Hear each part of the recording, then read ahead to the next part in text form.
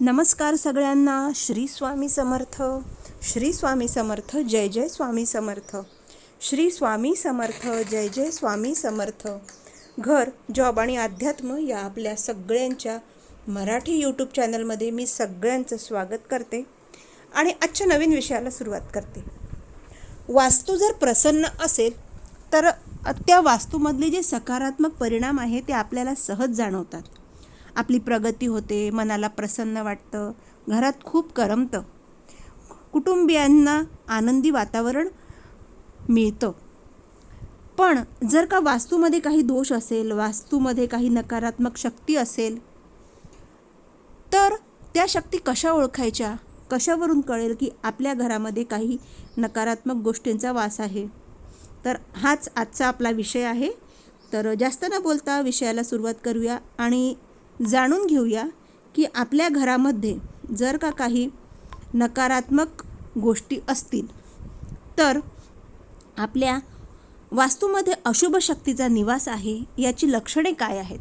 आपल्या वास्तूमध्ये जर का काही अशुभ गोष्टी असतील तर आपली वास्तू आपल्याला कशा पद्धतीने त्याची जाणीव करून देते हे आपण आता बघून घेऊया.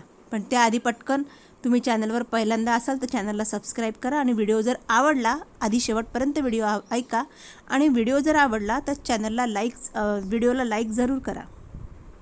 तर चला बघून घेऊया वास्तूमध्ये अशुभ शक्तीचा निवास आहे याची लक्षणे काय.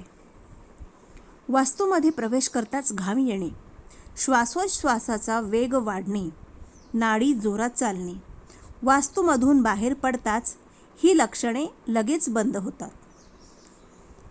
म्हणजे आपल्या वास्तूमध्ये अशुभ शक्तीचा वास आहे. त्यानंतर वास्तूमध्ये ओलसरपणाचा वास व भास होणे, वास्तूच्या जमिनीची फरशी चालताना काही ठिकाणी थंड भासणे, वास्तूमध्ये मांजराचा कायमचा निवास असणे, काही वेळा मधमाशा देखील घरात पोळे करतात.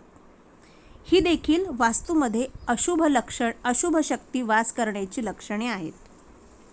वास्तूच्या दक्षिणेस किंवा नैऋत्येस अधूनमधून कुत्रे ओरडतात. घरात स्नानगृह अगर जिन्यावर काही वेळा अपघात होतात. मन सतत अशा वास्तूमध्ये अस्वस्थ राहते.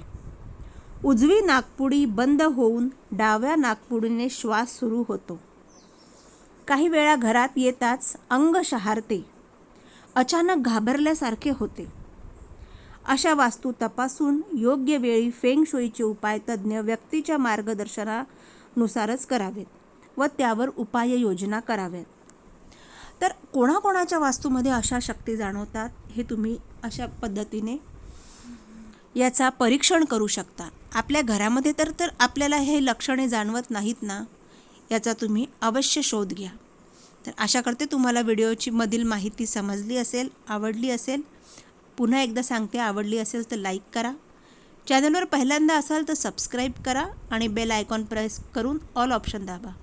तर येथे व्हिडिओचा शेवट करते. तुम्हाला पुढच्या व्हिडिओमध्ये भेटण्यासाठी तोपर्यंत सगळ्यांना श्री स्वामी समर्थ.